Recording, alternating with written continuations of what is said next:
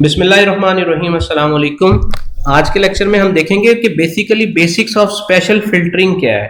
तो last lectures में हमने देखे थे कौन कौन से हम इमेज के ऊपर ऑपरेशंस परफॉर्म कर सकते हैं और नेबरहुड ऑपरेशन कौन कौन से हो सकते हैं, मिन मैक्स और मीडियन को हमने देखा था।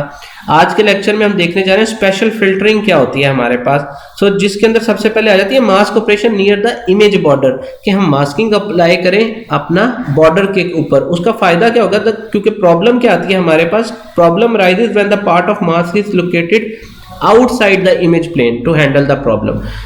या तो हमारे पास पूरी इमेज के बाहर जो है ना वो आ जाए जो है ना मास्क, तो देन हमारे पास प्रॉब्लम आ जाती है। तो उसके अंदर हम करते क्या है कि हम पिक्सल्स को जो है ना डिस्कार्ड करना शुरू कर देते हैं।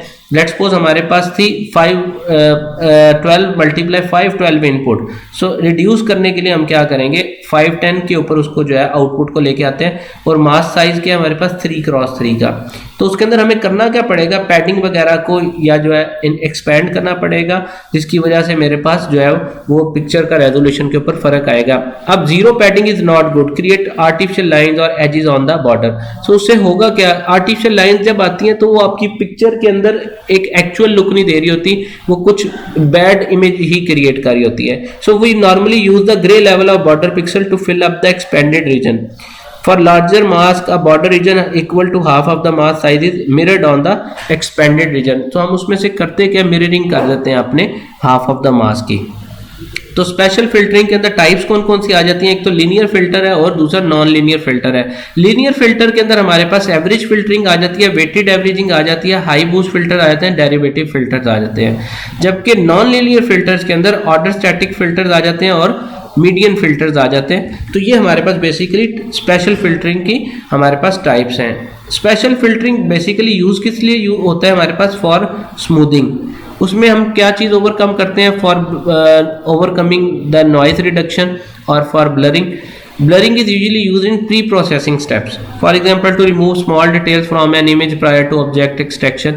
So means हमारे पास कहीं ना कहीं नॉइज को रिड्यूस किया जा रहा होता है। Then equivalent to low pass spatial filtering in frequency domain, या तो हम कहीं पर फ्रीक्वेंसी डोमेन को इक्विवेलेंट बना रहे होते हैं। इंप्लीमेंटेशन हम इसकी किस तरह करते हैं, the simplest form of special filter for averaging is a square mask, means m cross m। m cross m क्या है कि हम जो अभी पीछे भी पढ़ा है 512 मल्टीप्लाई बाय 512 मींस मास्किंग को इक्वल बना रहे होते हैं विद द सेम कोफिशिएंट। क्या वजह होता है, ताकि हमारे पास जो लेवल है उसका वो सेम रहे, पिक्चर के अंदर जो है ना वो लेवलिंग जो है वो सेम रह रही हो। तो एप्लीकेशन क्या है इसकी स्पेशल फिल्टरिंग की, एक तो रिड्यूस नॉइज और दूसरा स्मूथ द फॉल्स काउंटर्स। तो ये हम दो बेसिक हमारे पास एप्लीकेशन होती हैं। साइड इफेक्ट क्या होता है इसका कि एज जो होते हैं हमारे पास वो ब्लर होना शुरू हो जाता है। सेंटर वाला एरिया तो हमारे पास ठीक हो जाता है जहां पर मेन कंटेंट होता है, लेकिन एजेस जो है हमारे पास वो ब्लर हो जाते हैं। कैसे हम स्मूथिंग करते हैं, one of the simplest spatial filtering operation we can perform is smoothing operation, कि हम स्मूथ करना शुरू कर दें इमेज को on equal level. Equal level पे करने से कि जैसे भी आप टेबल के अंदर देख रहे हो 1/9 मींस हमने इक्वल लेवल के ऊपर इसको जो है वो स्मूथ करना शुरू किया। Simply average all of the pixel in a neighbourhood around a central value. Central value और उसके नेबरहुड जितने हैं सब की वैल्यूज हमने सेम रखी है। Specially useful in removing noise from image, also useful for highlighting gross detail.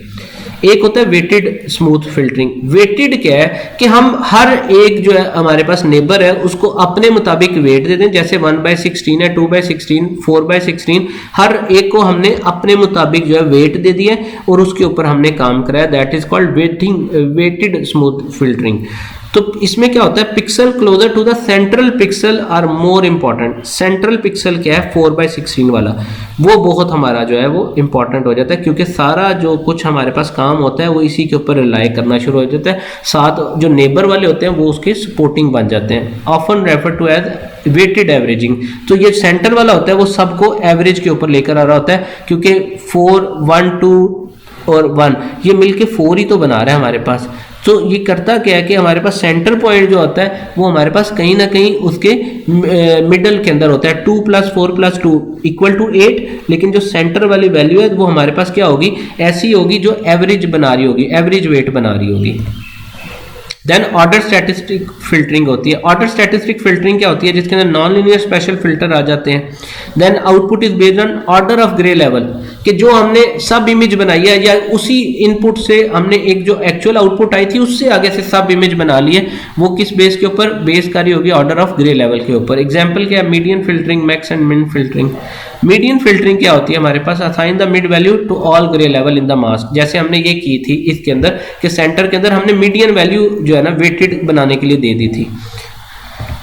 So median filtering के अंदर क्या होता है, 10 20 20 20 15 15, तो ये हमारे पास तो आउटपुट क्या है, क्या 20 आएगी। सो ये कहीं ना कहीं मीडियन फिल्टरिंग करनी है, तो कहीं ना कहीं हमने कहा कि उसको मिड वैल्यू असाइन करेंगे। तो इस मिड वैल्यू असाइन करने से क्या होगा कि हमारे पास जितने भी नेबर्स होंगे वो उसके अंदर एडजस्ट हो जाएंगे। सो एज डिटेक्शन क्या है, एज के लिए हमें सबसे पहले एज डिटेक्शन के लिए हमें एज का पता होना चाहिए कि एज क्या होता है। Edge is a change but every change is not an edge. Edge होता क्या है कि जैसे हमारे पास कॉर्नर्स होते हैं, कॉर्नर्स ही एज कहलाते हैं। वो रेक्टेंगल हो सकता है, वो ओवल हो सकता है, वो किसी भी शेप में हो सकता है। सो एवरी जो change is not an edge. So edge is noticeable और अब्रप्ट चेंज। फॉर एग्जाम्पल 5 और 7, 2 is not a noticeable change in the range of 0 to 225। तो क्या है कि जो 5 और 7 के दरमियान 2 का डिफरेंस आ रहा है वो तो ऑब्जर्वेबल नहीं है इसके दरमियान, क्योंकि एक वैल्यू 5 है दूसरी 7 है। So this is not a change. We have to define a threshold if the change is more than a specified threshold. Here gradually change exist, you can not pinpoint where the edge exist, so the change must be abrupt. Change क्या हो सकता है, लाजमी नहीं कि sequential form में हो, 50 के बाद 51 ही आए, ये हमने एब्रप्टली 5 के सीक्वेंस के बाद बनाया हुआ है। सो ये चेंज जो है वो हमारे पास एब्रप्टली हो सकता है, लाजमी नहीं कि वो सीक्वेंस के ऊपर हो। जैसे ये हमारे पास एज डिटेक्शन है, सेंटर वाले पॉइंट को हमने छोड़ के सिर्फ एज को डिटेक्ट किया हुआ है। इमेज की स्मूथिंग करने के लिए हम क्यों करते हैं, रिड्यूस द इमेज नॉइज। सिर्फ और सिर्फ इमेज के अंदर से नॉइज को रिमूव करने के लिए हम क्या कर रहे होते हैं, रिड्यूस कर रहे होते हैं नॉइज को। Perform by convolution input image with the Gaussian filter. इसके लिए हम गॉसियन फिल्टर को यूज करते हैं। उसका मकसद क्या होता है कि हम नॉइज को रिमूव करें।